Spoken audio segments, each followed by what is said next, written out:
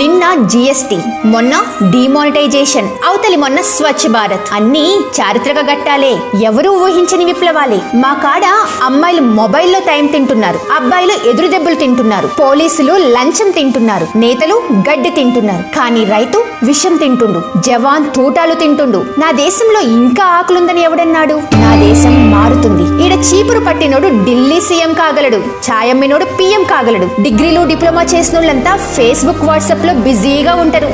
ఇంకా నా దేశంలో నిరుద్యోగం ఏడుంది? నా దేశం మారుతుంది. జపాన్ వాళ్ళు 7G ట్రయల్ చేస్తున్నారు, మరి మనోళ్ళంతా 11 గ్రూపుల్లోకి ఓం నమ శివాయ పంపి ఫ్రీ రీఛార్జ్ కోసం ఎదురు చూస్తున్నారు. నా దేశం మారుతుంది. మా దగ్గర అగరబత్తులు 2 రకాలు, ఒకటి దేవుడి కోసం, ఇంకొకటి దోమల కోసం. కానీ వాటి వాసనకి దేవుడు రాడు, దోమలు పోవు. నా దేశం మారుతుంది. కడుపు మాడిపోతుంది, అయినా యోగా చేయిస్తున్నారు. జేబులో చిల్లర లేదు, అయినా బ్యాంకులో ఖాతాలు తెరిపిస్తున్నారు. తలదాచుకోవడానికి గూడు లేదు, కానీ పాయకానాలు కట్టిస్తున్నారు. ఊళ్ళల్లో కరెంటు లేదు, కానీ డిజిటల్ ఇండియా బాట పట్టిస్తున్నారు. మనం కులం కంపులో దొర్లుతున్నాం, రోడ్డు వంపుల్లో స్వచ్ఛ భారత్ అంటున్నాం. మన గోవులు హైవేల మీద చస్తున్నాయి, మనోళ్ళు గోరక్షణ కోసం చంపుతున్నారు.